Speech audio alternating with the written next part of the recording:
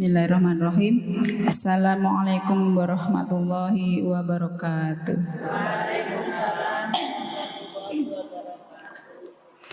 Alhamdulillahirabbil alamin. Wassalatu ala asrofil anbiya'i sayyidina Muhammad wa ala alihi washabihi ajmain. Yang terhormat Ustadzah Wahyuni Sifatur Rahmah STHI MSI, yang kami hormati Dewan Penasihat Pengajian Bulanan Ibu-Ibu Nur Masito, Ibu Nyai Lutfi Dewi Malik Madani, dan hadirin ibu-ibu yang dimuliakan Allah Subhanahu wa Ta'ala.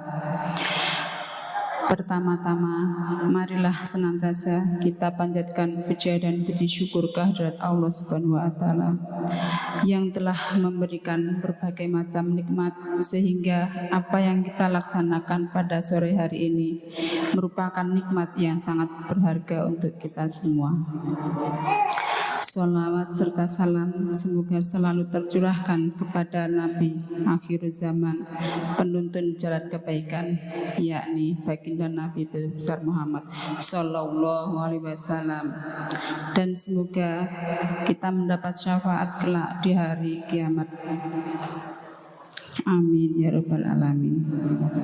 Ibu-ibu yang kami hormati, pengajian bulanan Ibu-Ibu Nur Masito akan kita segera mulai dengan rangkaian acara sebagai berikut.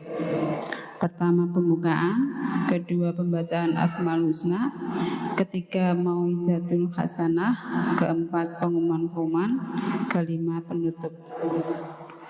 Ibu-ibu yang kami muliakan, untuk lebih barokahnya acara kita pada sore hari ini, marilah kita sama-sama membukanya dengan membaca Ummul Kitab.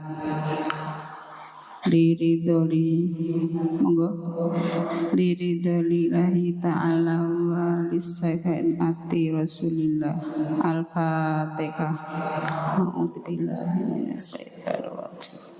Bismillahirrahmanirrahim. Alhamdulillahirabbil alamin. Arrahmanirrahim. Maliki yaumiddin. Iyyaka na'budu wa iyyaka nasta'in. Amin. Terima kasih ibu-ibu. Acara selanjutnya, marilah kita bersama-sama membaca Asmaul Husna. Monggo kita teriakan. Bismillahirrahmanirrahim. Bismillahirrahmanirrahim. Walhamdulillahirrabbilalamin. Wassalatu wassalamu ala nabi habibina. Ya Allah ya Rabbana anta masuduna, ridhaka madlubuna, dunyana wa ukhrana. Ya Rahmanu ya Rahim, ya Maliku ya Qudus, ya Salamu ya Mu'min, ya Muhaiminu ya Aziz, ya Jabbaru Takabir, ya Khaliku ya Bari, ya Musawiru ya Ghafar, ya Qaharu ya Wahhab, ya Razaku ya Fatah, ya Alimu ya Qawi, ya Basitu ya Khafid, ya Rafi'u ya Mu'is, ya Mudilu ya Sami, ya Basiru ya Hakam, ya Adlu ya Latifu, ya Qabiru ya Halim, ya Adimu ya Ghafur, ya Syakuru ya Ali, ya Kabiru ya Hafiz, ya Muqitu ya Hasib, ya Jalilu ya Karim, ya Raqibu ya Mujib, ya Wasi'u ya Hakim, ya Wadudu ya Majid, warisu ya syahid ya haku ya wakilu ya qawiyu ya matin ya waliyu ya hamid siya mubti'u ya mu'idu ya mu'id ya mu'idu ya hayu ya qayyumu ya wajid ya majidu ya wahid ya ahadu ya somad ya qadir ya muqtadir ya muqaddimu ya muakhir ya awalu ya akhir ya zahiru ya batin ya wali muta'ali ya baru ya tawabu ya muntakim ya afu ya ra'uhu ya muhti ya malikal mulki ya dzal jalali wal ikram ya muhitu ya jami ya ghaniyu ya muhyi ya manihu ya daru ya nafi'u ya nuru ya hati ya bati ya baki ya warisu ya rasidu ya sabur azza jalla dzikruhu bi asma'ika husna ibtir lana dzunubana wali walidina wa dzurriyyatina waliman syaikina wa talamidina wal mu'minin wal mu'minat kafatan amatan al ahya'i wal amwat kafatan amatan al ahya'i wal amwat kafir an sayatina wastur ala uyubina wasbur ala jwatina warfa darajatina warzuqna ilman nafi'an warizqan wasi'an halalan thayyiban wa amalan sholihan wa nawwir qulubana yassir umurana wa sahih ahzadana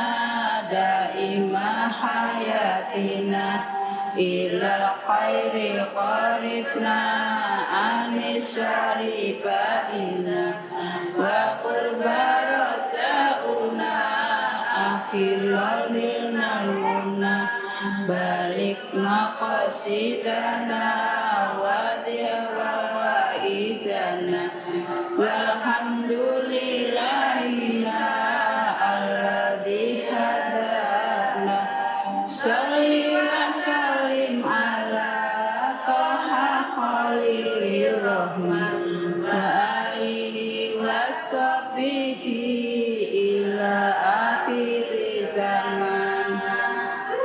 Terima kasih ibu-ibu. Ibu-ibu pengajian Nurmasito yang dirahmati Allah Subhanahu wa taala. Alhamdulillah pembacaan Asmaul Husna sudah kita baca bersama-sama. Semoga menjadi penyejuk hati kita semua.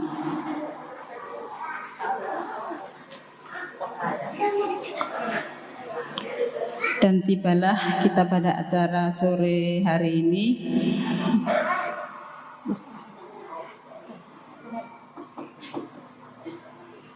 Sudah.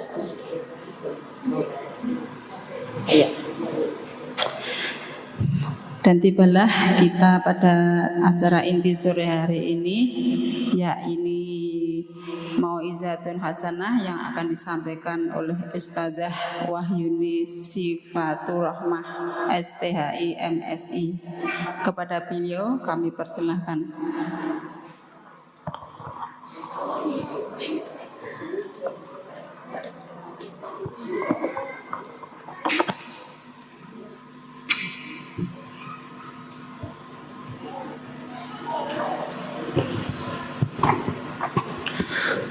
Bismillahirrahmanirrahim. Assalamualaikum warahmatullahi wabarakatuh.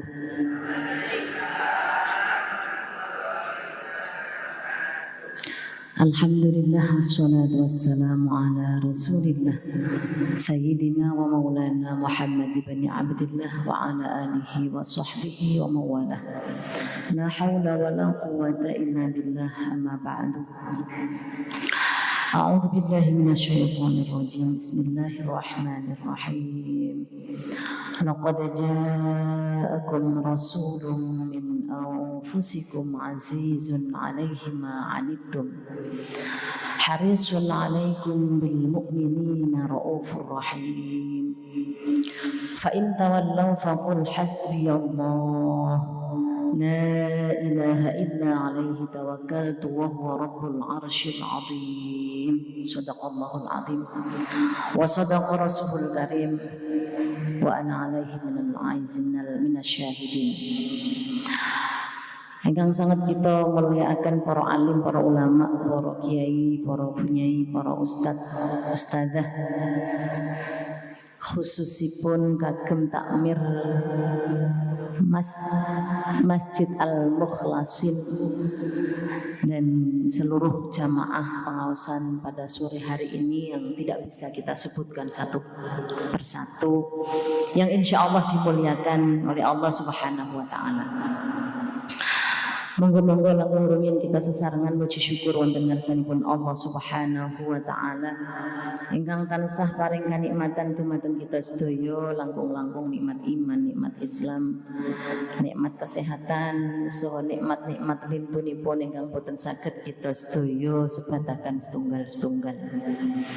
Kanthi nikmatipun Allah ingkang kathah kula lan panjenengan sedaya wekdal menika saged bermuajahah, bersilaturahim, thalabul ilmi dalam rangka pengajian rutin, yaitu ibu-ibu jamaah Al-Masyithah. Mudah-mudahan menjadikan pertemuan yang membawa berkah, membawa manfaat, membawa maslahah barokah fid dini wa dunya wal akhirah. Allahumma amin ya rabbal alamin. Salawat salam senantiasa kita haturkan kepada junjungan kita Nabi Muhammad sallallahu alaihi wasallam yang senantiasa kita ikuti ajaran-ajarannya, sunnah-sunnahnya, teladan-teladannya, uswatun hasanahnya.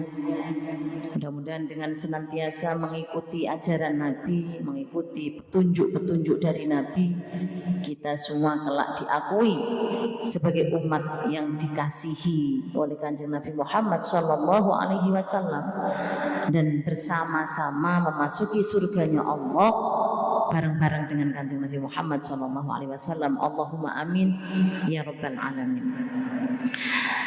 Bapak Ibu sekalian yang dirahmati oleh Allah, pada momentum yang sangat baik ini ya, kita masih di suasana Maulid Nabi.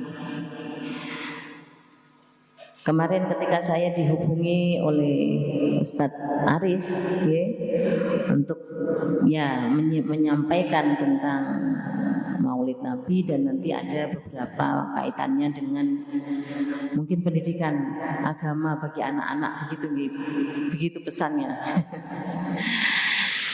Ya, seperti yang saya baca tadi, sebenarnya kehadiran Nabiullah Muhammad SAW adalah satu hal yang harus kita syukuri, yang harus kita berterima kasih kepada Allah. Kenapa kita mesti bangga? Kenapa kita mesti berterima kasih dengan kehadiran Kanjeng Nabi Muhammad SAW? Sebab memang kehadiran Nabi membawa perubahan yang luar biasa, bukan hanya kepada umat Islam, bukan hanya kepada seluruh alam semesta, tetapi khususnya kepada kita perempuan-perempuan. Ada banyak peristiwa, ada banyak yang diceritakan oleh sejarah bahwa di zaman jahiliyah perempuan-perempuan itu tidak dianggap keberadaannya. Bahkan mungkin kita sering mendengar perempuan ketika di zaman jahiliyah itu dikubur hidup-hidup. Ya. Ketika ada orang tua diberi kabar gembira tentang kelahiran seorang anak perempuan, itu lalu marah. Orang tuanya menjadi marah, menjadi malu, kenapa kok perempuan? Dan itu dikatakan dalam Al-Quran, wa idza busyira ahaduhum bil untha dhalla wajhuhu muswadda wa huwa kadhim. Idza busyira, ketika diberi kabar gembira, bil untha, dengan kelahiran anak perempuan, dhalla wajhuhu, maka kemudian wajahnya menjadi merah, muswaddan, menghitam, wa huwa kadhim, dan dia marah, merasa marah. Kenapa? Karena memang di zaman jahiliyah itu perempuan tidak dianggap keberadaannya. Ada banyak kisah, termasuk misalnya yang diceritakan oleh Umar bin Khattab. Umar bin Khattab menyaksikan betul apa yang terjadi di waktu itu dengan menyampaikan, kunna fil jahiliyati la na'udun nisa'a syai'an falamma ja'al islamu wa dzakarahunallahu ra'ayna anna lahunna haqqan. Kunna fil jahiliyah, dulu ketika kami berada di zaman jahiliyah, la na'udun nisa'a, kami tidak menghitung, kami tidak menganggap an-nisa'a, perempuan, syai'an, sesuatu. Jadi di zaman jahiliyah itu perempuan tidak pernah dianggap keberadaannya. Falamma ja'al Islam, tapi ketika Islam datang dibawa oleh Rasulullah SAW, wa dzakarahunallahu, dan Allah sebutkan kalimat perempuan di dalamnya. Di dalam Quran dijelaskan tentang perempuan-perempuan. Ra'ayna, barulah kami menyadari, barulah kami ketahui, annalahunna, ternyata bagi perempuan-perempuan itu haqqon, memiliki hak. Termasuk hak hidup, hak menjalankan kehidupan, hak berpendidikan, hak bahagia, hak sukses, hak yang sama seperti dimiliki oleh laki-laki. Nah, ini satu pengakuan yang luar biasa, bahwa ternyata memang zaman jahiliyah itu keberadaan perempuan miris, gitu, didiskriminasi sedemikian rupa. Bahkan waktu itu ketika seorang suami menghendaki menikahi istri itu tidak hanya 4, tidak terbatas. Dulu itu tidak terbatas. Di zaman jahiliyah tidak ada aturan. Tapi ketika Islam datang, kemudian disebutkan kalimat-kalimat perempuan di dalamnya, termasuk banyak ya ayat-ayat yang menyebutkan perempuan. Salah satunya adalah dalam surat Al-Hujurat itu ya. Ya ayyuhan nasu inna khalaqnakum min dzakarin wa untha wa ja'alnakum syu'uban wa qabaila lita'arafu inna akramakum indallahi atqakum. Situ ada kalimat untha. Untha itu perempuan. Ya ayuhan nas, wahai manusia, inna, sesungguhnya kami khalaqna, menciptakan kamu semua min dzakarin, dari laki-laki, wa untha, dan perempuan. Dan manusia terdiri dari laki-laki dan perempuan memiliki potensi yang sama. Allah berikan kelebihan-kelebihan pada diri manusia, termasuk laki-laki dan perempuan. Salah satu kelebihannya adalah sebagai makhluk yang memiliki akal, sebagai makhluk intelektual, termasuk juga sebagai makhluk spiritual. Jadi perempuan ini secara hakiki sama seperti laki-laki dalam hal apapun. Wa ja'alnakum syu'uban wa qabaila lita'arafu, dan kami jadikan dari laki-laki dan perempuan itu bersuku-suku, berbangsa-bangsa. Ada suku Jawa, ada Sumatera, ada luar Jawa, ada luar negeri, Amerika, mana saja. Lita'arafu, supaya saling mengenal. Bahasa lita'arafu niku ada kesalingan, saling mengenal. Sebab kalau sudah saling mengenal, kita akan tahu bagaimana keberadaan dari kelompok tertentu, kelompok lain. Misalnya saya adalah orang yang berasal dari Jawa Timur. Kalau panjenengan perso, kalau panjenengan mengenal orang Jawa Timur itu biasanya kalau ngomong itu tidak sehalus orang Jogja misalnya. Jadi ketika panjenengan mendengarkan saya ngomong, oh kok omongannya kasar ya, jenengan tidak kaget lagi. Oh maklum karena orang Jawa Timur. Atau misalnya jenengan mengetahui tradisi-tradisi orang Amerika kok begitu ya misalnya. Ya. Kalau jenengan sudah mengenali bahwa memang tradisi budaya orang Amerika seperti itu, kita tidak kaget lagi. Nah, inilah fungsinya manusia diciptakan bersuku-suku, berbangsa-bangsa, lita'arofu, supaya saling mengenal. Inna akramakum, sesungguhnya yang paling mulia di sisi Allah atqakum, yaitu yang paling bertakwa. Nah, ini satu hal yang patut kita ketahui, dan menjadi perempuan itu kita mesti bangga, ibu sekalian, harus bangga. Kebanggaan kita kenapa? Karena Nabi secara tegas mengatakan di dalam salah satu hadisnya, al-ummahatu madrasatul ula. Ini mesti sudah sangat populer ya hadis ini ya, bahwa ibu, al-ummahat itu ibu, para ibu itu madrasatul ula, ini ibarat lembaga pendidikan yang pertama dalam keluarga, yang biasanya telaten ngajarin anaknya membaca alif, ba, ta, itu biasanya siapa? Ibu ya. Tetapi hadis ini kadang-kadang disalahpahami, seakan-akan ketika kalimatnya al-ummahatu, bahwa ibulah sebagai pendidik yang pertama di dalam keluarga, lalu ayahnya merasa nggak punya kewajiban. Mereka bilang, loh kan tugas pendidik kan ibu, bapak kan hanya tugasnya nyari duit. Kira-kira itu betul? Betul ya, salah ya. Suami tidak hanya bertugas untuk kemudian memenuhi nafkah secara lahiriah ya, tidak hanya berfungsi untuk mencari nafkah semata, tapi juga hadir dalam rangka pendidikan, pengasuhan terhadap anak-anaknya. Makanya ini ada penelitian, ketika dalam keluarga lalu sosok seorang ayah, figur seorang ayah ini tidak hadir dalam pengasuhan terhadap anaknya, nanti anaknya adalah kurang secara pembinaan mentalnya itu kurang. Karena dari ayah dia akan mencontoh gitu ya, dia akan memperoleh sikap, mungkin ketegasannya dari bapaknya. Kemudian biasanya kan laki-laki digambarkan dengan ketegasan ya. Kalau ibu kan kelembutannya, kasih sayangnya. Cara menghadapi persoalan-persoalan itu biasanya antara laki-laki dan perempuan itu berbeda. Nah, kalau ayah dan ibunya sama-sama hadir dalam pengasuhan anaknya, maka insya Allah kepribadian anak ini akan muncul, akan tumbuh dengan sangat baik. Nah, ini ada penelitian, katanya Indonesia itu termasuk tiga terbesar ya, yang tidak hadir dalam pengasuhan seorang ayah, namanya fatherless gitu. Fatherless itu artinya dia punya ayah tapi tidak hadir dalam pengasuhan. Beda dengan anak yatim. Kalau anak yatim memang tidak hadir ayahnya, tidak punya ayah, tapi biasanya figur ayah bisa digantikan mungkin oleh kakeknya, oleh pamannya dan seterusnya.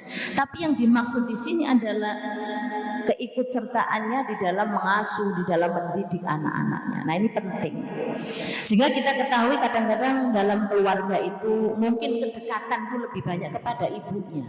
Karena ayah seakan-akan hanya bertugas untuk mencari rizki semata. Nah, ini harus diluruskan yang seperti itu. Kenapa? Karena hadis tadi dihadirkan oleh Nabi dalam rangka mengangkat perempuan dari yang sebelumnya tadi tidak ada, tidak dianggap, lalu kemudian disejajarkan dengan pendidik.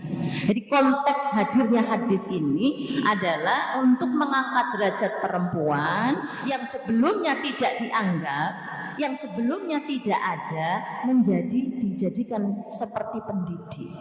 Nah, ini kan satu hal yang luar biasa ibu-ibu ya, yang dilakukan oleh Nabi Muhammad SAW. Ini yang harus kita syukuri. Makanya ketika saya bertanya siapa orang yang mestinya paling bersyukur dengan kehadiran atau dengan kelahiran Kanjeng Nabi Muhammad SAW, jawabannya adalah perempuan. Jawabannya adalah kita. Andai kata Nabi Muhammad tidak dilahirkan, ya alam semua ini tidak ada. Surga enggak ada, neraka enggak ada, ya kita semua enggak ada. Itu ditegaskan oleh Allah, laulaka Muhammad ma khalaqtul jannah. Seandainya tidak karena kamu Muhammad, seandainya aku tidak ciptakan kamu ke Muhammad, aku tidak akan ciptakan semua ini. Ini berarti Nabi itu sebagai musabbibul asbab, yang menyebabkan keberadaan dari alam ini. Bahkan sebelum Nabi Adam diciptakan, lebih dulu nurnya Nabi Muhammad SAW sudah ada. di akhirat sana. Nah ini satu hal yang luar biasa. Maka menjadi umatnya Nabi pun ini harus kita syukuri. Ada posisi yang prestis ya menjadi umatnya Nabi Muhammad SAW itu. Kenapa? Karena Nabi adalah Nabi yang mulia dan umatnya adalah umat yang terpilih. Khairu ummati. Kemudian hadis yang berikutnya lagi sebagai bukti bahwa kita harus bersyukur dengan kelahiran kanjeng Nabi Muhammad SAW adalah ketika Nabi ditanya oleh seorang sahabat, "Ya Rasulullah, man ahaqqu bi husni suhbati?" Siapa sih orang yang mestinya berhak untuk kita berbuat baik kepadanya? Ini juga hadisnya populer sekali. Jawabannya apa ibu-ibu? Siapa orang yang paling berhak untuk kita berbuat baik kepadanya? Jawabannya siapa? Ummuka, ibumu. Sumaman, kemudian siapa lagi? Ummuka, ibumu. Sumaman sampai 3 kali, jawabannya ummuka. Baru setelah itu abuka, bapakmu. Ini juga sama. Hadis ini dihadirkan dalam rangka tadi mengangkat derajat perempuan yang sebelumnya tidak dianggap, yang sebelumnya tidak ada sama sekali peran-perannya, lalu diangkat sedikit demi sedikit menjadi setara dengan laki-laki. Tadi hak untuk hidup, hak untuk berpendidikan, hak untuk bahagia, hak untuk sukses. Kalau zaman dulu kita sering mendengar bahwa perempuan itu tempatnya hanya di domestik ya. Kalau nggak di sumur, dapur dan kasur ya. Pernah mendengar itu ya dulu, tapi sekarang sudah jarang kita mendengar kalimat seperti itu. Ya bersyukurlah karena perempuan sudah mulai setara nih dengan laki-laki. Meskipun di dalam beberapa konteks masih perlu lagi disetarakan lagi. Tapi bahwa perlu kita tekankan, penyetaraan itu bukan dalam rangka perempuan mau mengambil alih posisi laki-laki, tidak. Ini kan sering dikhawatirkan ketika banyak perempuan-perempuan yang berkiprah misalnya di ruang publik ya, kemudian laki-laki melihatnya sebelah mata. Wah, itu perempuan-perempuan itu mau mengalahkan laki-laki. Kira-kira benar apa mboten? Ibu-ibu yang begitu. Benar enggak? Mboten ya, mboten benar. Jadi kalau ada seorang perempuan ingin sekolah tinggi misalnya, ingin berperan lebih luas lagi di masyarakat, ini bukan kemudian ingin mengambil posisi laki-laki, tapi sejatinya Allah jadikan kita semua ini sebagai khalifah fil ard yang bertanggung jawab bagaimana mewujudkan kehidupan masyarakat ini sebagai kehidupan yang baik, turut mewujudkan bagaimana dunia ini menjadi maslahat gitu ya, menjadi sejahtera, tidak ada lagi diskriminasi dan lain sebagainya. Nah cuman ini belum sepenuhnya terjadi, belum sepenuhnya kita temukan, karena masih sering kita melihat ada katakanlah kalau pemilihan apa pengurus atau apa biasanya itu yang laki-laki didahulukan. Nah ini harusnya sudah mulai dikurangi yang begitu. Berikan kesempatan yang sama kepada perempuan kalau memang dia memiliki kapasitas ya, memiliki kecakapan di bidang-bidangnya. Nah ini satu hal. Jadi pesan daripada Nabi Muhammad SAW adalah bagaimana menjamin kehidupan manusia ini antara laki-laki dan perempuan sebagai sama-sama makhluknya Allah yang hanya menghambakan diri kepada Allah Subhanahu wa taala, gitu ya. Kesempatan yang sama. Dulu saya pernah mengalami ini, saya mengalami ya. Dulu orang tua saya menginginkan supaya saya tidak jauh-jauh kuliahnya. Udah kuliahnya deket-deket aja. Karena dulu masih sangat kuat ya tradisi atau budaya patriarkinya itu masih sangat kuat. Udahlah nggak usah jauh-jauh karena kuliah jauh-jauh pun nanti pulang-pulang pegang ulek-ulek. Dulu begitu. Nanti kalaupun kuliah tinggi-tinggi, punya jabatan tinggi sekalipun, nanti pasti tugasnya itu masak di rumah. Itu dulu seperti itu ibu-ibu sekalian. Sekarang saya kira sudah tidak lagi ya. Kebanyakan laki-laki juga banyak yang berperan menjadi apa katakanlah tukang masak ya, chef dan seterusnya. Ini sudah ada satu kemajuan yang luar biasa. Nah kemudian yang kedua ini dalam kaitannya Maulid Nabi ya, saya mau sampaikan ada banyak sebenarnya bentuk-bentuk keutamaan bagi orang-orang yang memang dengan sengaja kita mau memperingati kelahiran Kanjeng Nabi Muhammad Shallallahu Alaihi Wasallam. Termasuk salah satunya adalah ketika kita bersolawat, menunjukkan kecintaan kita kepada Kanjeng Nabi Muhammad Shallallahu Alaihi Wasallam. Kalau saya tanya jenengan, ibu-ibu jenengan cinta dengan Kanjeng Nabi betul? Cinta. Apa bukti cintanya apa, Bu? Bersolawat. Apakah cukup hanya solawat saja? Tidak ya, tapi harus dengan meneladani akhlak-akhlak Rasulullah Shallallahu Alaihi Wasallam. Jenengan mesti sudah hafal ya solawat. Ada salah satu solawat yang bunyinya Maulaya Sholli. Jangan bisa, Bu. Kita coba solawatan bareng-bareng ya. Mari kita bersama-sama. Maulaya Sholli wa sallim daiman abada ala habibika khairil khalqi kullihim huwal habibul ladzi turja syafa'atuhu likulli hawlim minal ahwali muqtahimi ya rabbi bil mustafa balligh maqasidana waghfir lana ma madha ya wasi'al karami. Allahumma sholli ala sayyidina Muhammad. Hafal ibu-ibu ya selawat itu ya. Apa nama selawat itu apa ibu-ibu? Selawat burda. Selawat burda. Apa artinya burda, Bu? Artinya burda itu kemul ya. Jadi arti dari selawat burda adalah kemul atau selimut. Ini ada kisahnya ibu-ibu. Selawat ini diciptakan atau dikarang oleh seorang yang bernama Imam Ahmad Al-Bushiri. Dia berasal dari Eropa bagian utara.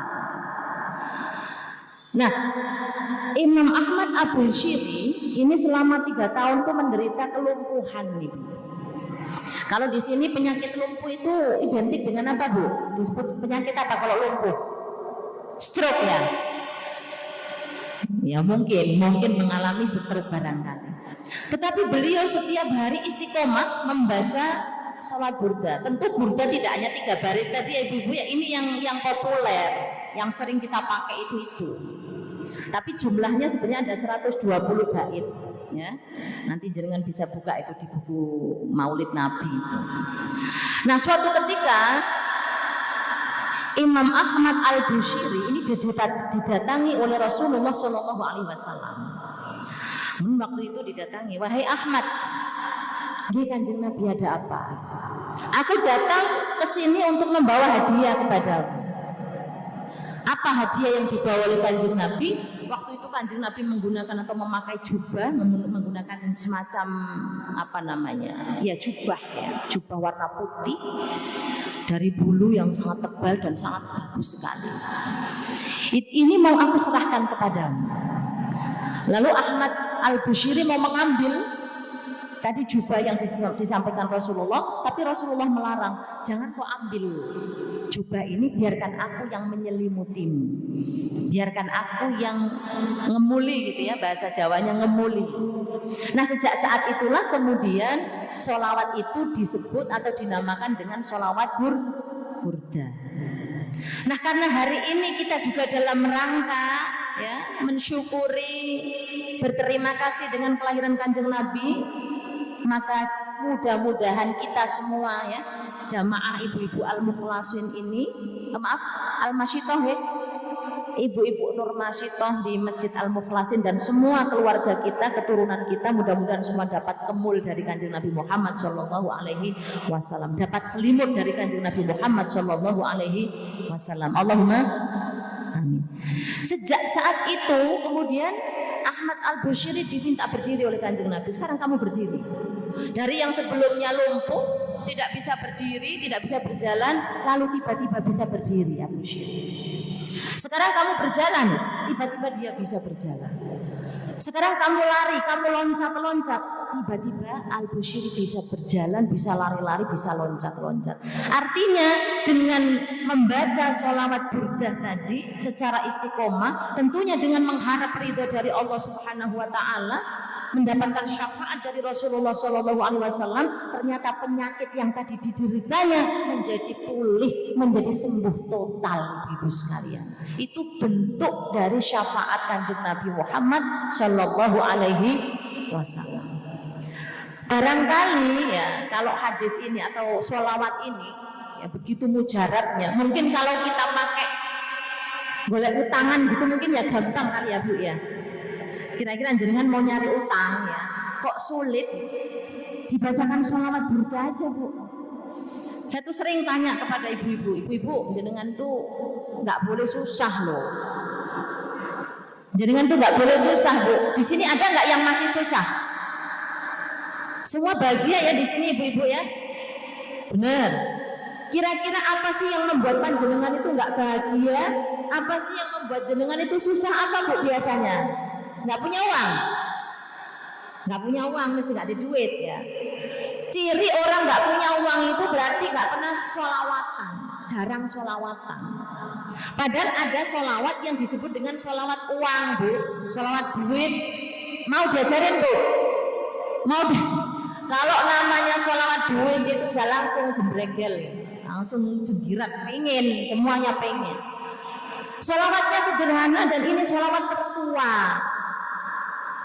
Pertama kali sholawat itu yaitu yang tertulis di Lauh Mahfuz itu bunyinya Sallallahu ala Muhammad Sallallahu alaihi wasallam Sallallahu ala Muhammad Sallallahu alaihi wasallam Sallallahu ala Muhammad sallallahu alaihi wasallam. Allahumma sholli ala sayyidina Muhammad.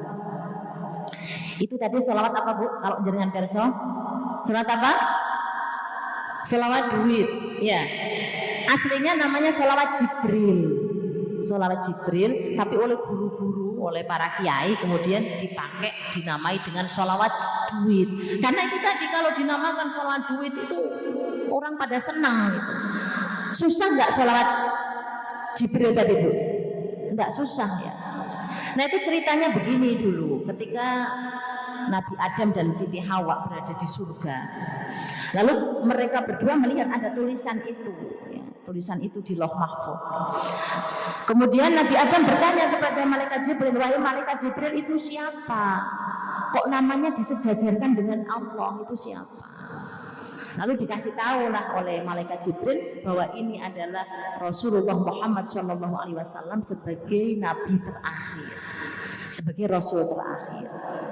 Nah makanya waktu itu kemudian dinamakan sholawat Jibril karena yang jelasin waktu itu adalah malaikat Jibril. Tapi boleh jenengan amalkan, buat apa saja boleh.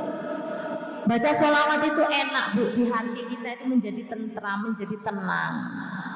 Betul nggih? Makanya kalau orang merasa susah, nggak punya uang itu tandanya berarti dia jarang bersolawat. Nah ini monggo nanti dirutinkan, diistiqomahkan. Saged nggih Ibu nggih? Insyaallah. Ya mudah-mudahan. Nah, masih banyak lagi Ibu cerita ya tentang peringatan Maulid Nabi itu, tentang bagaimana keistimewaan, tentang fadilahnya. Bahwa syafaat Nabi itu nyata. Jangan percaya betul kalau Kanjeng Nabi itu memberikan syafaat kepada kita. Nyata ya. Percaya ya. Mau saya kasih tahu lagi kisah yang lain? Mau? Ya, dulu ada seorang perempuan, anak solehah, ada seorang anak perempuan yang solehah. Dia sowan di hadapan Kanjeng Nabi Muhammad SAW dengan menangis, ibu-ibu. Perempuan tadi namanya Fatimah. Dia menangis dan sambil menunjukkan kepada Kanjeng Nabi bahwa tangannya ini, kalau bahasa Jawanya itu kiting, Bu. Ciker, kiting, tahu ya Bu ya? Tahu. Dia sambil menangis, sambil menunjukkan tangannya ini sakit gitu. Lalu ditanya oleh Rasulullah, "Duk, kamu tuh kenapa kok datang-datang kok nangis? Tanganmu kenapa?" Dikatakan oleh Fatimah, "Kanjeng Nabi, ini mimpi saya yang jadi kenyataan. Tadi malam tuh saya bermimpi tiba-tiba kiamat. Dan ternyata di hari kiamat itu sesuatu yang sangat membingungkan, sesuatu yang sangat menyedihkan. Karena suasananya Masya Allah ya. Jadi kalau matahari itu digambarkan sangat dekat sekali, tidak ada yup-yupan, tidak ada pohon-pohonan, tidak ada. Sementara bumi tanahnya itu dari timah panas. Itu gambarannya begitu dulu. Lalu waktu itu saya menangis karena saya memikirkan nasib orang tua saya. Orang tua saya itu sudah meninggal lama sekali. Ayah ibu saya itu sudah lama meninggal. Tapi saya tidak tahu apakah orang tua saya ini masuk surga atau masuk neraka. Makanya yang membuat saya sedih itu memikirkan nasib orang tua saya. Ini gambaran anak solihah itu seperti itu ya ibu-ibu ya. Kalau orang tuanya meninggal, yang dipikirkan nasib orang tuanya. Kalau di tempat saya itu kalau orang tuanya meninggal, itu yang buru-buru dipikirkan apanya Bu? Warisan, bener. Sama Bu, dipikirkan itu warisannya. Nah ini ciri anak solihah itu memikirkan bagaimana nasib orang tuanya, apakah di surga atau di neraka.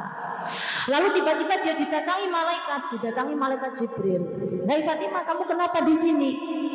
"Wahai malaikat, aku pengen tahu nasib orang tua saya. Di mana orang tua saya? Apakah di surga atau di neraka?" Kata malaikat Jibril, "Gampang kalau kamu mau tahu di mana orang tuamu.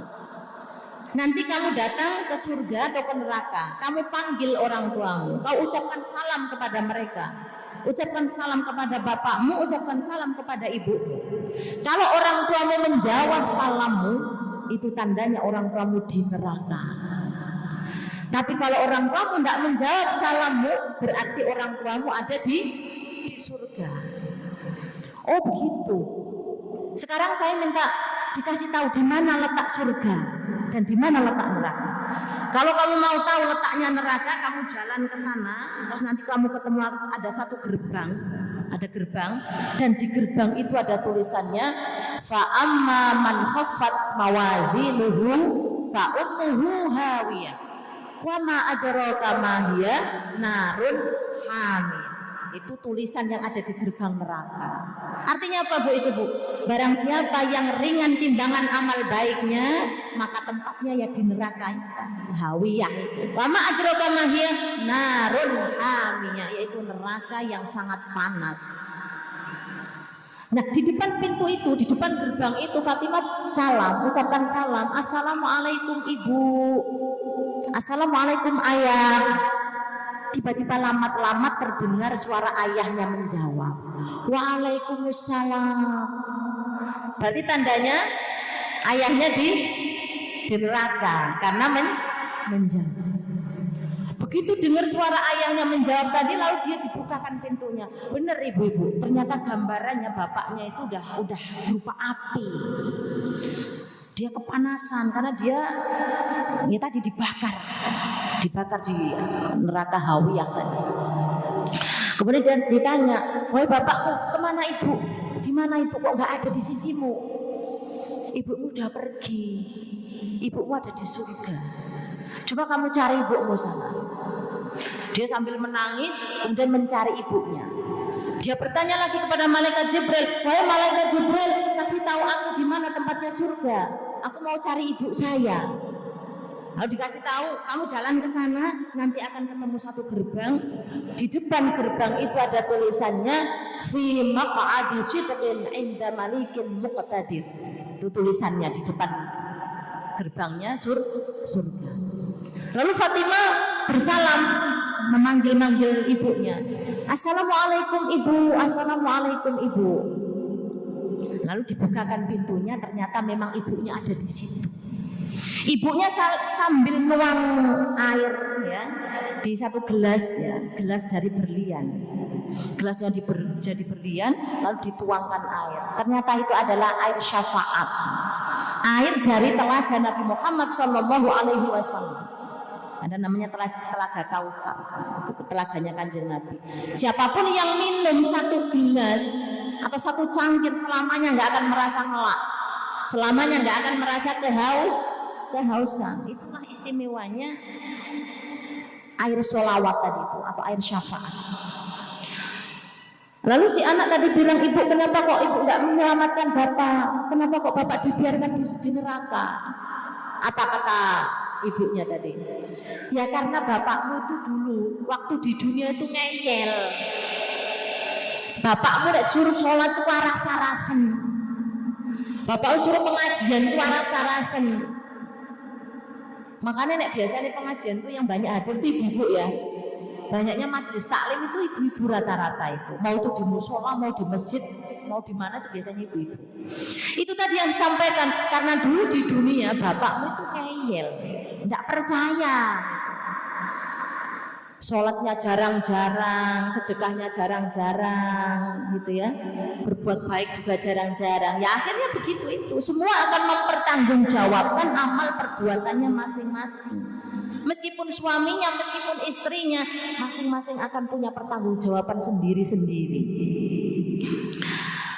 Tidak bisa kemudian, oh ini suami saya mau saya, tidak bisa. Dia harus pertanggungjawabkan terlebih dahulu perbuatannya di hadapan Allah Subhanahu wa taala. Lalu si anak tadi, si Fatimah langsung mengambil satu gelas untuk diserahkan kepada bapaknya. Saya minta satu, lalu dibawa ke bapaknya. Begitu dibukakan pintunya oleh bapaknya tadi, lalu gelas tadi diberikan kepada ayahnya.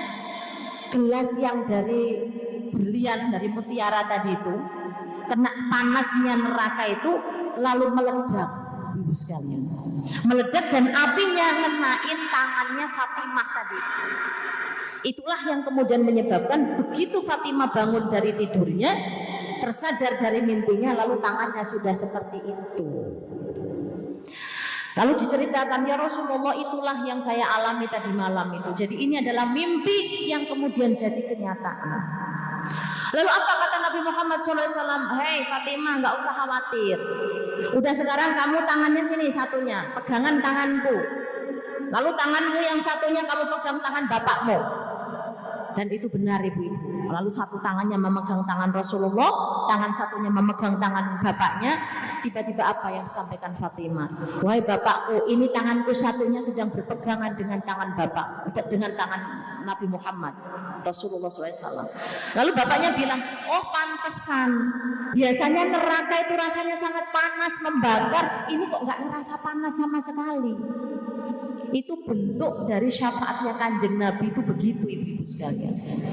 Bahwa syafaat Kanjeng Nabi itu akan menyelamatkan seseorang yang dalam hatinya ada kecintaan kepada Kanjeng Nabi Muhammad SAW. Insya Allah dia tidak akan terkena api neraka. Dia tidak akan terbakar oleh api neraka. Makanya di dalam salah satu Al-Quran itu dikatakan, wa ma kana Allahu liyu'adzibahum wa anta fihim. Nah ini ada ayatnya itu. Wa ma kana Allahu liyu'adzibahum wa anta fihim. Allah tidak akan menghukum, Allah tidak akan menyiksa siapapun yang di situ ada Kanjeng Nabi. Tidak mungkin dihukum. Makanya kalau kita ada kecintaan kepada Kanjeng Nabi, insya Allah diri kita ini tidak akan pernah terbakar api neraka. Senang badan ibu? Senang ya, mudah-mudahan dia panjenengan semua kelak mendapatkan syafaat Rasulullah dan tidak terbakar oleh api neraka. Tapi nanti ada bedanya antara syafaatnya Kanjeng Nabi dengan syafaat Al-Quran. Nanti saya sampaikan. Nah, kita teruskan lagi tadi kisahnya. Begitu tadi si bapak merasa sudah tetap terselamatkan oleh syafaat Kanjeng Nabi tadi, kemudian dua-duanya dimasukkan ke surga ibu-ibu sekalian. Dan diabadikan dalam salah satu ayat di surat Yasin ya, ada kalimat atau ada ayat begini. Wa hum wa azwajuhum fi dhilalin 'alal araiki muttaqiun. Ada ya Ibu ya surat Yasin ya. Wa hum wa azwajuhum 'alal araiki muttaqiun. Kamu dan pasanganmu, kamu dan istrimu atau dengan suamimu akan duduk, namanya kalau dalam bahasa Jawa itu kayak kuadi manten dulu Bu. Ya, kayak manten duduk barengan gitu di satu kursi di surga. Nah, mudah-mudahan panjenengan nanti sama suaminya seperti yang digambarkan tadi ya. Hum wa azwajuhum fi dhilalin 'alal araiki muttaqiun. Berdua duduk di atas wadi di surga. Amin ya rabbal alamin. Itu salah satu bentuk syafaat kalau seseorang itu mencintai Kanjeng Nabi Muhammad sallallahu alaihi wasallam. Nah, saya mengingat ibu-ibu dulu ya di waktu saya masih kecil ya. Saya masih kecil, masih kelas SD, kelas 3. Kelas 3M itu saya diajarkan guru saya hafalan. Ada hafalan. Ini sepertinya athar. Athar itu adalah mungkin qaul dari sahabat atau qaul dari tabi'in. Bunyinya begini. Adibu auladakum ala thalathi khisalin hubbi nabiyikum wa hubbi ahli baitihi wa qiraatil Qur'an. Ajarono anak-anakmu ing ngatasé telung perkara, demen nabimu, demen keluargane lan demen maca Al-Qur'an. Ini saya ingat-ingat terus sampai hari ini masih ingat. Luar biasa ibu-ibu. Ajarono anak-anakmu ing ngatasé telung perkara. Sing pertama adalah cinta marang Kanjeng Nabi, yang kedua cinta keluarganya Kanjeng Nabi, lalu yang ketiga harus kita ajari cinta Al-Qur'an. Kalau panjenengan sebagai orang tua menanamkan kecintaan kepada anak kita terkait dengan cinta Kanjeng Nabi, cinta keluarga Nabi, dan cinta membaca Al-Quran, insya Allah hidupnya akan ditata sedemikian rupa. Insya Allah hidupnya akan diberikan petunjuk oleh Allah, dijauhkan dari fitnah-fitnah, diberikan arah yang benar, hidayah yang benar, menjadi anak yang soleh, yang solihah. Percaya betul jenengan? Percaya nggih? Jadi mari kita sebagai orang tua tanamkan kecintaan anak-anak kita kepada 3 hal tadi. Yang pertama adalah cinta kepada Kanjeng Nabi, yang kedua cinta kepada keluarga Nabi, dan yang ketiga cinta Al-Qur'an. Di sini ada TPQ mboten Bu? Ada TPQ? TPA? Ya, TPA ada ya. Di sini maju mboten TPA-nya? Santrinya banyak. Setiap dari orang tua yang punya anak kira-kira nitipin anaknya ke TPA enggak? Atau diajarin sendiri di rumah? Ayo, ini kok enggak ada yang jawab ini. Dititipkan di masjid sini untuk diajarkan ngaji Al-Quran atau diajarin sendiri di rumah? Di masjid ya, semua ya. Orang tua harus mendorong anaknya sebagai bentuk tadi, menanamkan kecintaan kita kepada atau anak kita kepada Al-Quran, ya harus kita titipkan kepada lembaga-lembaga Al-Quran, lembaga pendidikan Al-Quran yang ada di sekeliling kita. Meskipun sebenarnya tugasnya itu tugas kita, tapi apa iya orang tuanya telaten. Biasanya anak-anak itu kalau diajarin orang tuanya itu sok betul telaten gitu Bu. Biasanya lebih aman, lebih nyaman kalau dia di lembaga pendidikan, dia punya banyak teman-teman. Nah ini bagian dari sarana supaya panjenengan sebagai orang tua ya, ini nyemangatin, support anak-anaknya supaya dari kecil mulai tertanam gitu ya, nilai-nilai agama, nilai-nilai akhlak, nilai-nilai moral yang pastinya itu akan kita dapatkan di lembaga pendidikan Al-Quran. Siap boten Bu jenengan menitipkan anaknya di lembaga TPQ atau TPA? Siap nggih? Berapa jumlah santri TPA di sini? Ada gurunya? Ustadznya jenengan? Banyak? 30 lebih aktif ya? Yang 30 itu aktif? Karena yang saya kalau kita hitung semua di sini ini lebih dari 30 ya. Kalau punya anak, punya cucu, mestinya kan jumlah TPA-nya tidak kurang dari 30 ya. Nah ini kalau panjenengan semua memang punya komitmen membekali anak-anak kita dengan kecintaan atau menginginkan anak-anak kita, keturunan-keturunan kita sebagai keturunan yang baik, yang berkualitas, maka tidak ada jalan lain kecuali anak-anak kita harus kita didik dengan benar. Salah satunya adalah dititipkan di TPA. Siap ibu-ibu nggih? Siap? Nah, saya mau kasih tahu ibu-ibu bedanya antara syafaat Kanjeng Nabi atau syafaat selain Al-Quran dengan syafaat Al-Quran itu beda ibu. Kalau tadi syafaat Kanjeng Nabi sudah masuk neraka tapi nggak ngerasa panas, nggak ngerasa terbakar. Tapi kalau syafaatnya Al-Quran tidak akan dibiarkan kulitnya tersentuh api neraka, itu bedanya. Kalau syafaat Al-Quran tidak akan dikenakan atau tidak akan mengenain kulit kita api neraka. Kalau syafaat selain Al-Quran kita sudah di neraka tapi dientas, diselamatkan. Itu bedanya. Makanya beruntung sekali bagi panjenengan yang punya anak-anak lalu kita berikan, kita ajarkan mereka tentang Al-Quran. Ini luar biasa. Masya Allah, kalau kita mau ceritakan tentang bagaimana keutamaan orang belajar Al-Quran, orang yang senang bersolawat, banyak sekali. Ada salah satunya juga kisah. Ini saya cerita-cerita saja, tidak apa-apa ya Ibu ya. Nanti boleh bertanya kalau ada pertanyaan Bu. Ini saya kasih cerita, dan satu lagi cerita. Suatu ketika Nabi Muhammad dihadiri atau didatangi, disuani oleh 4 malaikat. Ada 4 malaikat datang ke hadapan Kanjeng Nabi, tapi hadirnya tidak bareng-bareng, tapi gantian.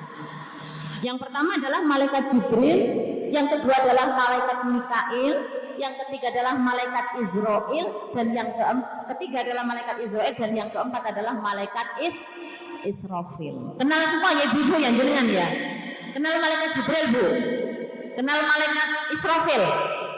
Kalau malaikat Israil itu tugasnya apa Bu? Yang paling jenengan takutin itu malaikat siapa? Israel. Israfil nggak takut. Nah, suatu ketika ini malaikat Jibril datang lebih dulu. Wahai Nabi Muhammad, aku datang ke sini ingin menyampaikan sesuatu. Apa itu yang mau disampaikan? Aku bersumpah di hadapanmu bahwa kalau ada umatmu yang rajin baca sholawat 10 kali, sholawat Jibril tadi Bu jenengan baca 10 kali.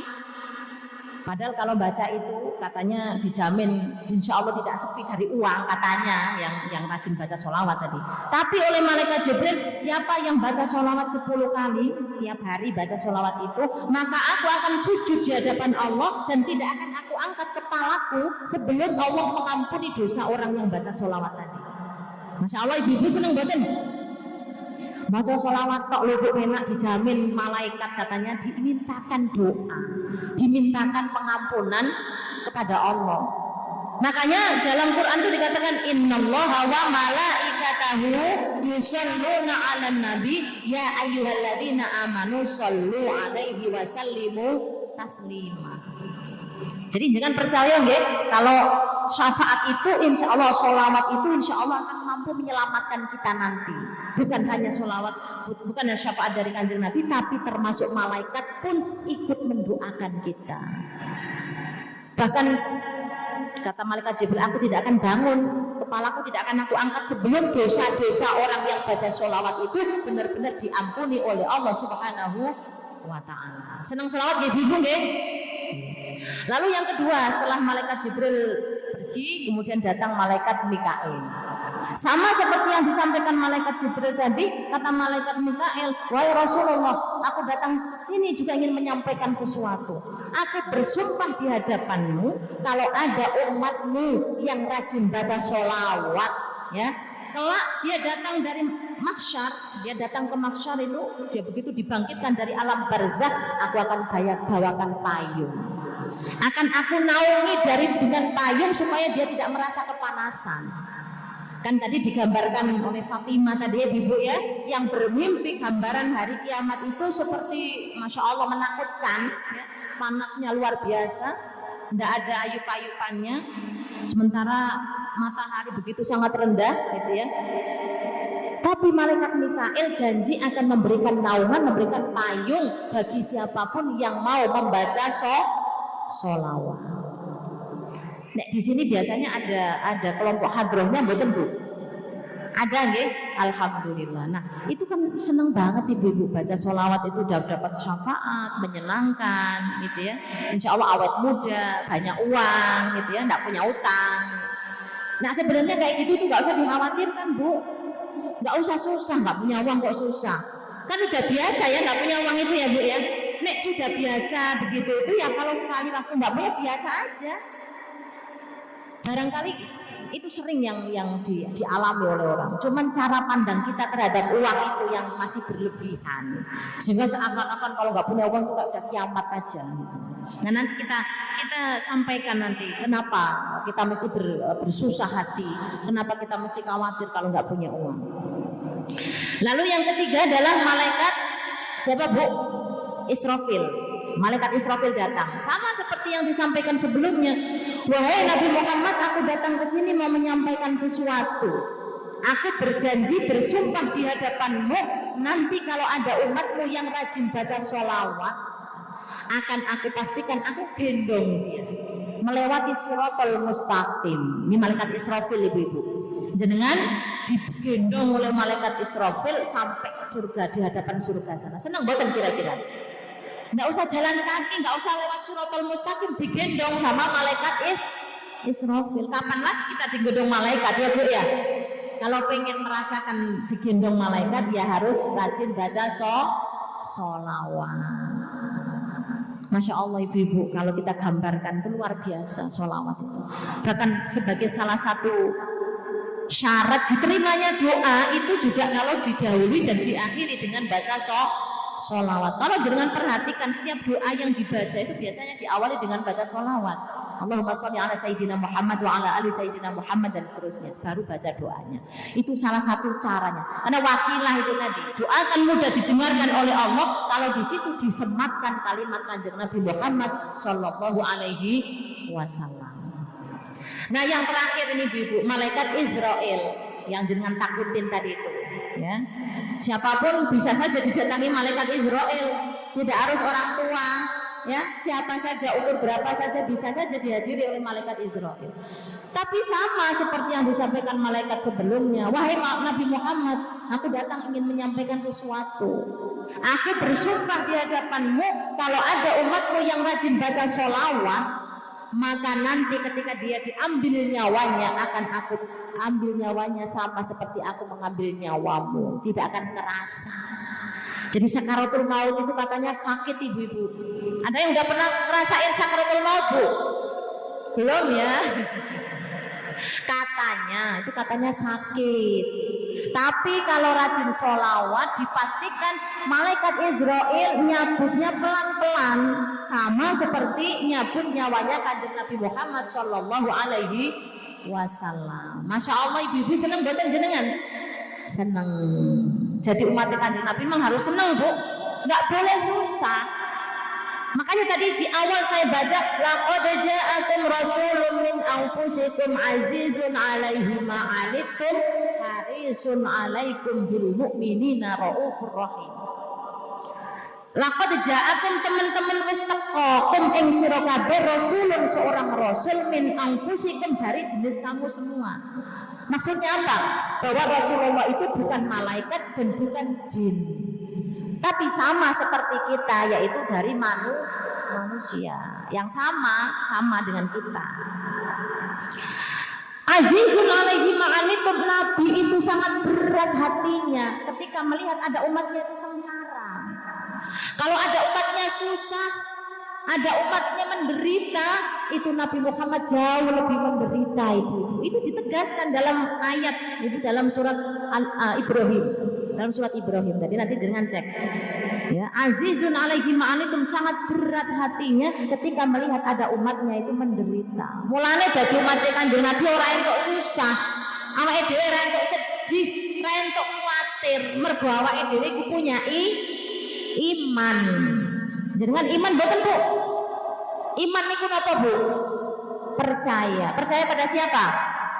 Percaya pada Allah. Nek jenengan ngaku iman kepada Allah, hati kita ini harus aman. Harus aman. Tandane wong iman niku nek atine aman, ayem tentrem. Mergo napa? Mergo kabeh dijamin kali Gusti Allah. Sejatinya wong iman tuh nggak pernah ngerasa susah. Iman itu manis, iman itu kerasanya nikmat. Orang beriman itu menjalankan semuanya ini dengan penuh rasa syukur. Makanya kenapa kok masih ada orang susah meskipun dia mengaku iman? Itu tandanya dia belum bisa menghadirkan Allah dalam hatinya. Dia masih punya cara pandang bahwa kalau nggak punya duit mesti hidupnya sengsara. Itu harus dirubah total. Bayangkan kalaupun kita nggak pegang uang, Allah itu udah penuhin semuanya. Kebutuhan panjenengan itu dipenuhin semuanya. Coba kita renungkan, kita sudah diberikan Allah usia sampai berapa puluh tahun nih hari ini katakan. Dalam setiap tahap kehidupan kita mesti mengalami bagaimana namanya ujian-ujian dalam kehidupan. Tapi Allah pasti berikan pertolongan di balik itu. Tidak mungkin kita dibiarkan. Masing-masing pasti punya pengalaman itu. Saya punya pengalaman juga seperti itu, jenengan juga pasti punya pengalaman seperti itu. Tapi yakinlah bahwa setiap apa yang diberikan oleh Allah pasti Allah akan menggantinya dengan yang jauh lebih baik dan jauh lebih baik. Percaya Ibu? Percaya. Nek percaya ayo hatinya dibikin yang aman, dibikin yang nyaman. Karena hakikatnya segala sudah kita pasrahkan, sudah kita tawakalkan kepada Allah Subhanahu wa ta'ala. Semua terasa berat, semua terasa sakit. Kenapa? Karena kita seakan-akan ngadepinya sendiri. Dengan punya masalah yang berat, punya cobaan yang berat, rasanya koyok berat hati kita. Itu kenapa kok kerasa berat? Karena seakan-akan kita menghadapinya sendiri. Seakan-akan gak ada orang lain yang juga ngadepin yang sama. Padahal nek padha mawon ibu-ibu.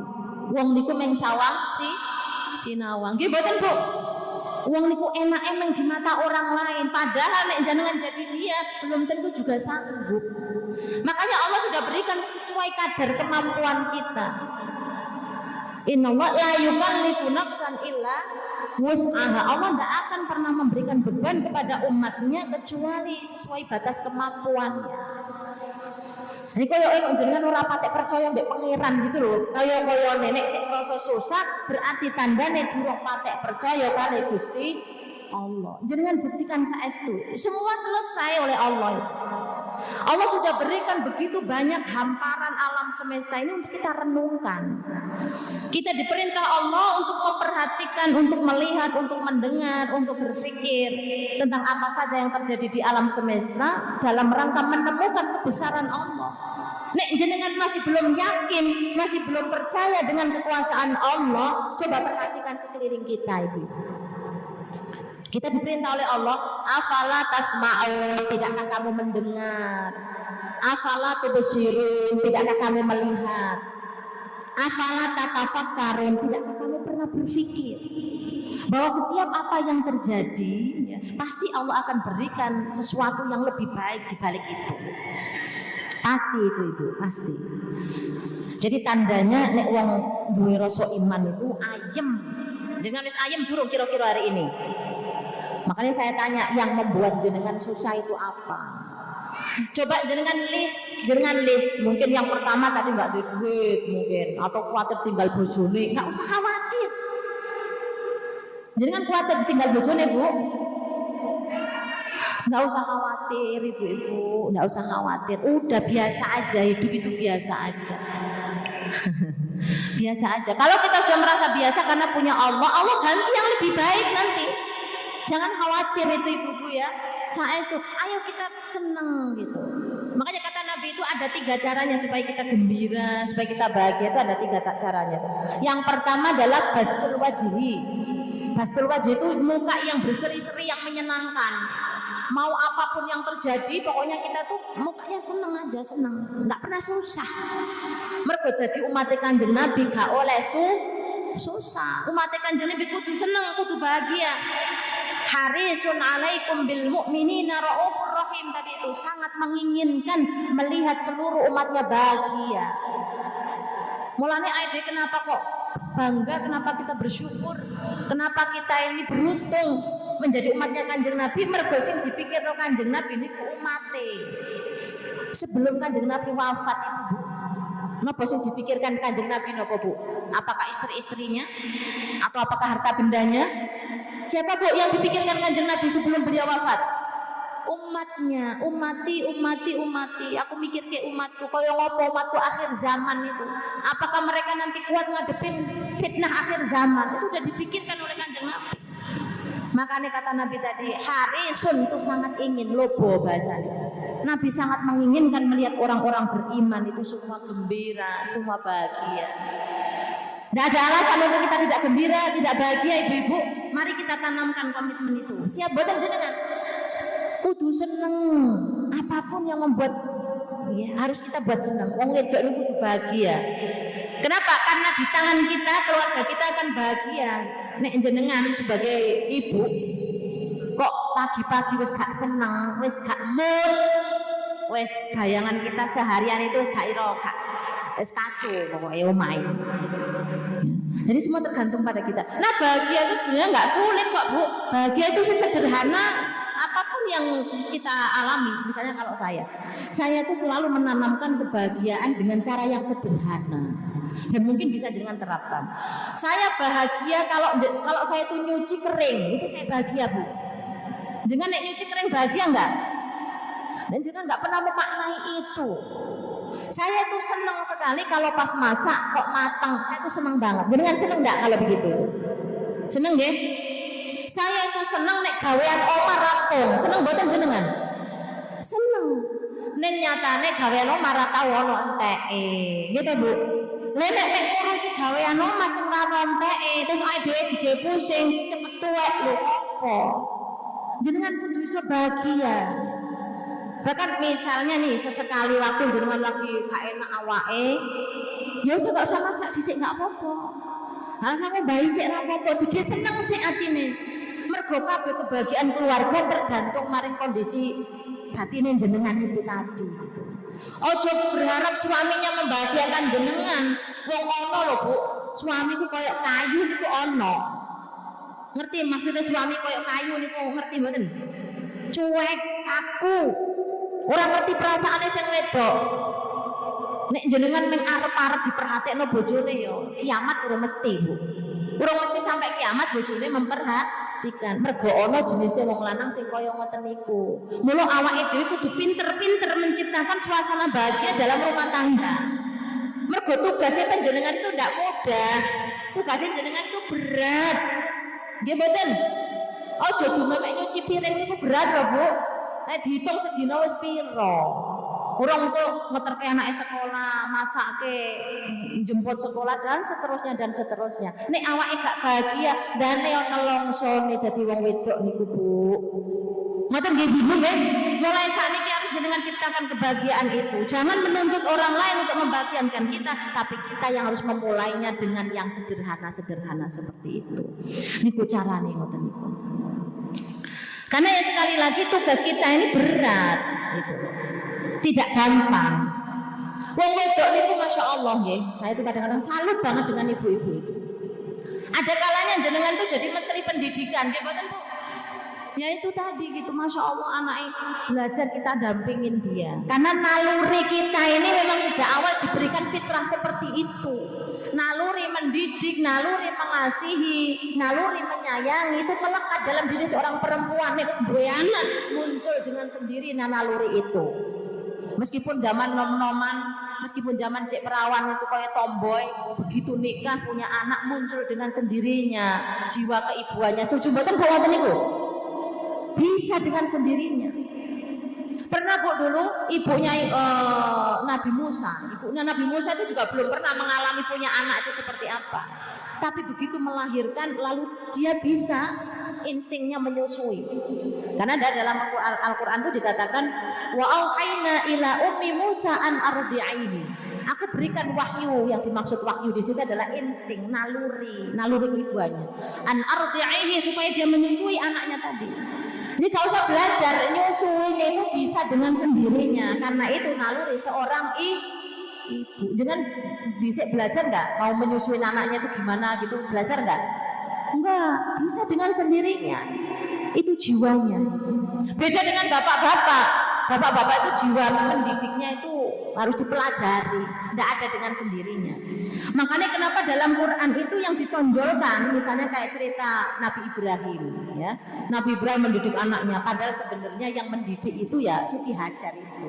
Karena pada waktu Ismail tumbuh besar, itu Nabi Ibrahim tidak ada di sisinya, Nabi Ismail. Tapi kenapa kok yang ditonjolkan di situ Nabi Ibrahim? Ya sejarahnya begitu. Patriarkinya kuat. Padahal Nabi Ismail memiliki jiwa yang soleh, yang sabar, itu karena didikan siapa, Bu? Didikan siapa? Ibunya. Siapa ibunya? Siti Hajar. Itu luar biasanya seorang ibu itu. Termasuk Luqmanul Hakim. Luqmanul Hakim itu kan digambarkan tentang bagaimana mendidik anaknya dengan sangat luar biasa. Karena memang naluri seorang ayah untuk mendidik itu harus dipelajari. Itu tidak ada dengan sendirinya. Beda dengan ibu-ibu. Jangan begitu punya anak, jiwa ibunya muncul, kasih sayangnya muncul. Yakin ya ibu ya begitu ya. Kalau saya lihat ibu-ibu itu biasanya kalau sakit, anaknya sakit tuh pasti pingin bu aku wae sing sakit. Ngoten nggih ibu nggih. Nek ono anake kelaparan mending aku sing kelaparan. Dan itu dulu pernah dialami oleh seorang sahabat. Nah, Siti Aisyah ibu ya. Siti Aisyah itu istrinya Kanjeng Nabi. Pernah suatu ketika ada tamu perempuan, ada ibu-ibu membawa 2 anak perempuan juga. Seorang perempuan yang miskin, yang fakir, dia nggak punya makanan, lalu datang ke hadapan Siti Aisyah, diberi 3 butir kurma sama Aisyah. Karena waktu itu memang nggak punya apa-apa. Siti Aisyah cuma punya 3 butir kurma. Sama ibunya tadi dibagi satu-satu kepada putrinya tadi itu, lalu dimakan oleh anaknya. Nah masih tinggal 1 lagi. Kira-kira nek jenengan menjadi ibunya, kurma itu jenengan makan nggak Bu? Nggak. Terus kita ngapain? Dibagi lagi, sama seperti yang dilakukan ibu tadi. Meskipun si ibu lapar, tapi melihat anaknya masih kelaparan, kurma tadi dibelah menjadi 2 dan dibagikan kepada 2 putrinya tadi. Melihat seperti itu, Siti Aisyah itu terenyuh ibu-ibu. Masya Allah, begitu jiwa seorang ibu.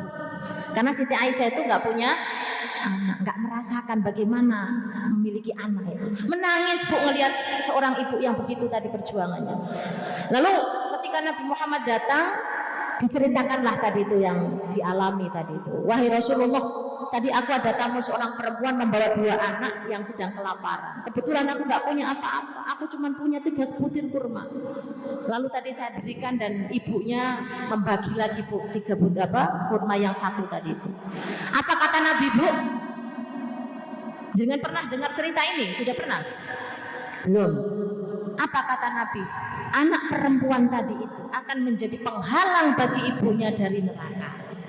Masya Allah ibu-ibu tuh anak wedok loro, lalu jenengan sabar, tetap mendidik anaknya dengan baik. Insya Allah putri-putri kita itu akan menjadi penghalang bagi kita semua dari api neraka. Masya Allah ibu-ibu. Mula ojo dibeda-beda no, baik antara laki-laki maupun perempuan. Padha wae anake kudu disayangi, kudu dikasihi. Siap mboten Bu? Di sini masih ada nggak orang yang suka beda-bedain anaknya antar laki dan perempuan? Non? Masih banyak ya. Ya mulai hari ini janganlah, nggak boleh. Karena Allah nggak memperbolehkan kita membeda-bedakan itu. Nah, tadi saya katakan bahwa perempuan itu ada kalanya menjadi menteri pendidikan, ada kalanya menjadi menteri keuangan. Iya betul Bu. Masya Allah, nek jadi menteri keuangan itu paling top pokoknya nek wong wedok niku. Dikasih berapapun tuh bisa dicukup-cukupkan. Nek wong lanang ngertine wis dikei, engko pokoke kudu cukup. Wong wedok sing kudu pinter ngatur, kudu bijaksana mengatur kebutuhan-kebutuhannya. Meskipun koyo-koyone gak cukup, ya tetep iso cukup nggih Bu nggih. Itu jenenge berkah. Nah, itu perempuan tuh hebatnya itu. Mula bapak-bapak, Mas jenengan udah nikah belum Mas? Jenengan udah nikah? Jenengan udah nikah? Belum tahu rasanya nek punya istri ya.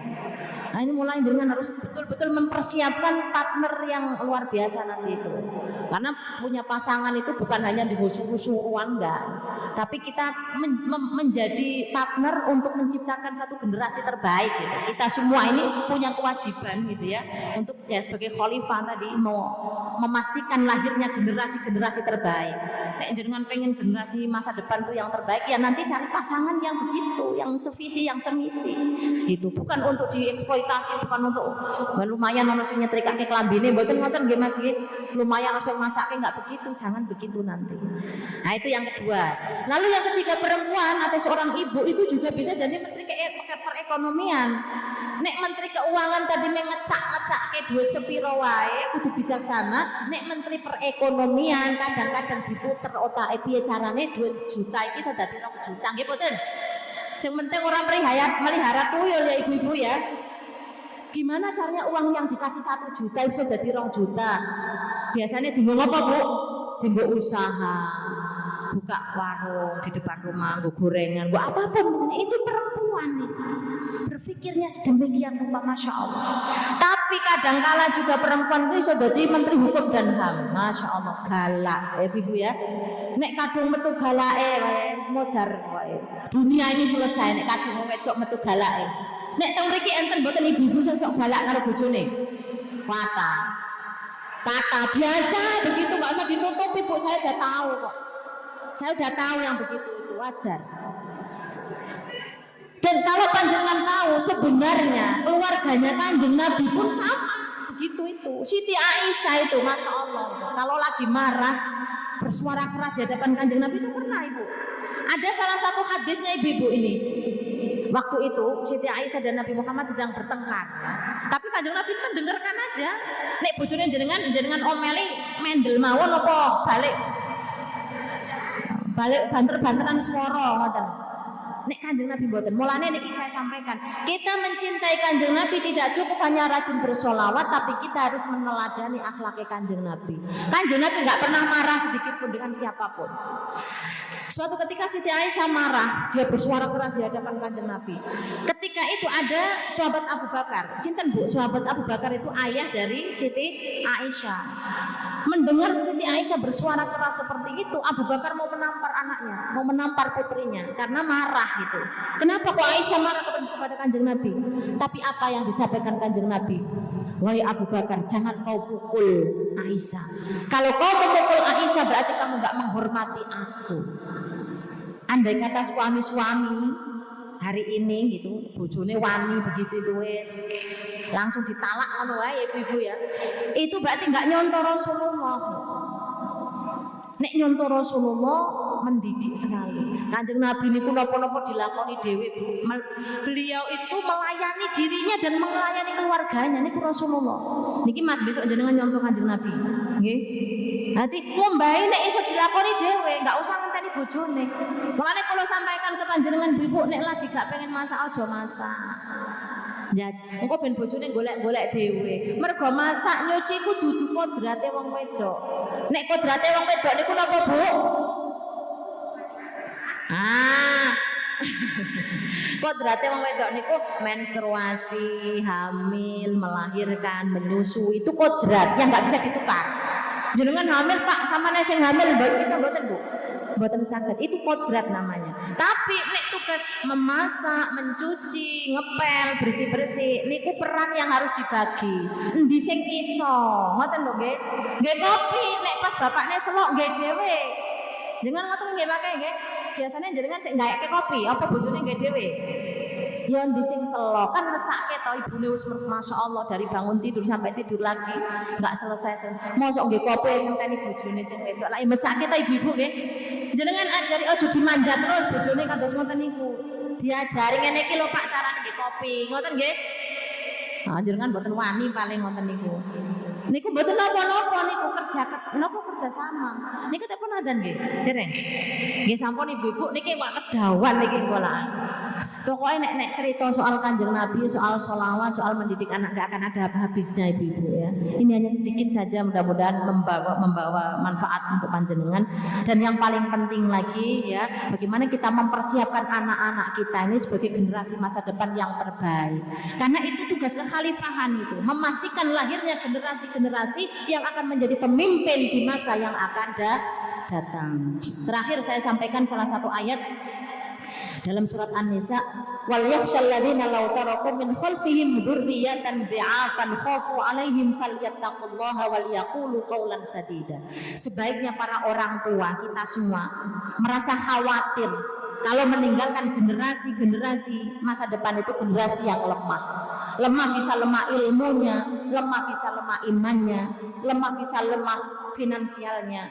Jangan sampai kita meninggalkan generasi yang seperti itu. Maka mari kita semua tanamkan ya dalam keluarga kita pendidikan yang benar, terutama pendidikan agama, pendidikan akhlak moral sesuai dengan apa yang dicontohkan oleh Kanjeng Nabi Muhammad sallallahu alaihi wasallam. Nggih Ibu sedaya kok menawi mekaten ingkang saged kula aturaken estu menawi kata lepat nyuwun pangapunten nggih mugi-mugi kula lan panjenengan sedaya termasuk keluarga yang selalu dinaungi kebahagiaan ibu-ibu, selalu dinaungi kesejahteraan, selalu dinaungi keberkahan dan selalu dinaungi kemaslahatan nggih ibu-ibu nggih.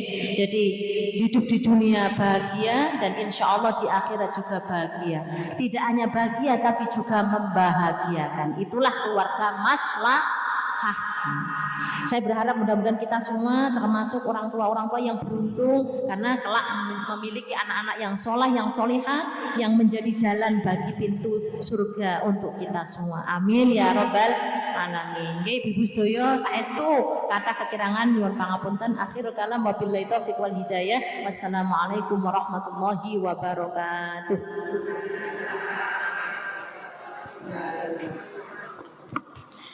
Alhamdulillahirrabbilalamin. Sudah kita ikuti dan dengarkan bersama kajian dari Ustazah Wahyuni Sifatur Rahmah STHI MSI.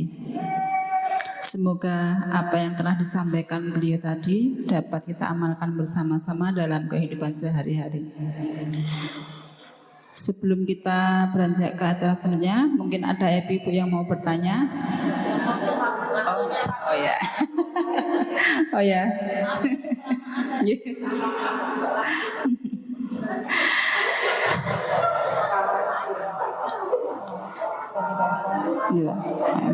Baiklah, jika tidak ada yang bertanya, kita lanjutkan ke acara berikutnya, yaitu doa yang dipimpin oleh Ustazah. Saya persilahkan. Di sini aja gitu. Nggih ibu-ibu sedaya kita nyuwun maring Allah ya mudah-mudahan semua kebaikan-kebaikan senantiasa meliputi kita semua ya, menjadi keluarga yang sakinah mawaddah warahmah maslahah barokah, memiliki putra-putri yang soleh solihah dan kita semua kelak bisa husnul khotimah. Amin ya rabbal alamin. Ala hadin ya wa ala kulli niyatin sholihah. Al-Fatihah. A'udzu billahi minasyaitonir rajim. Bismillahirrahmanirrahim. Alhamdulillahirabbil alamin arrahmanir rahim maliki yaumiddin. Iyyaka na'budu wa iyyaka nasta'in. Shiratal mustaqim shiratal ladzina an'amta 'alaihim ghairil maghdubi 'alaihim waladdallin. Amin. A'udzu billahi minasyaitonir rajim. Bismillahirrahmanirrahim. Allahumma shalli wa sallim ala sayyidina Muhammadin walhamdulillahi rabbil alamin. Hamdan syakirin, hamdan na'imin, hamdan yuafi ni'amahu wa yukafi'u mazidah. Ya Rabbana lakal hamdu kama yanbaghi li jalali wajhikal karim wa 'azimi sultanik. Allahumma shalli wa sallim ala nuril anwar wa sirril asrar wa tiryaqil aghyar wa miftahi babil yasar sayyidina wa maulana Muhammadinil mukhtar wa alihi al-athhar wa ashabihi al-akhyar adada ni'amillahi wa ifdalih. Allahumma shalli wa sallim ala sayyidina Muhammadinil fatihi lima ughliq wal khatimi lima sabaq wa nasiril haqqi bil haqqi wal hadi ila siratikal mustaqim. Allahumma shalli ala sayyidina Muhammad salatan tunjina biha min jami'il ahwali wal afat wa taqdi lana biha jami'al hajat wa tutahhiruna biha min jami'is sayyi'at wa tarfa'una biha 'indaka 'ala darajat wa tuballighuna biha aqsal ghayat min jami'il khairat fil hayati ba'dal mamat innaka 'ala kulli syai'in qadir. Allahumma qdi hajati wa atini ma ataita 'ibadaka sholihin. Allahumma iftah abwabal 'ilma wa zidna 'ilman nafi'a wa 'amalan mutaqabbala wa rizqan wasi'a wa qalban khashi'a wa lisanan dzakira wa halalan thayyiba wa taubatan nasuha wa taubatan qabla al-maut wa rahmatan 'inda al-maut wa maghfiratan wa rahmatan ba'da al-maut. Allahumma hawwin 'alaina fi sakaratil maut wan najata minan nar wal 'afwa 'inda al-hisab. Rabbana zalamna anfusana wa illam taghfir lana wa tarhamna lanakunanna minal khasirin. Rabbana la tuzigh qulubana ba'da idh hadaytana wa hab lana min ladunka rahmah innaka antal wahhab. Rabbana hab lana min azwajina wa dhurriyyatina qurrata a'yun waj'alna lil muttaqina imama. Rabbana atina min ladunka rahmah wa hayyi' lana min amrina rashada. Rabbana atina fid dunya hasanah wa fil akhirati hasanah wa qina 'adzabannar. Subhana rabbika rabbil 'izzati 'amma yasifun wa salamun 'alal mursalin walhamdulillahi rabbil alamin. Bisiril Fatihah.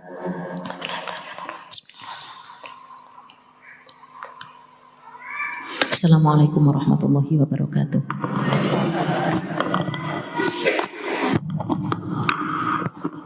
Terima kasih kepada Ustazah Wahyuni. Acara selanjutnya yaitu pengumuman. Pengumuman yang pertama yaitu jumlah infak pengajian pada bulan ini sebesar Rp613.000. Dan untuk door prize hari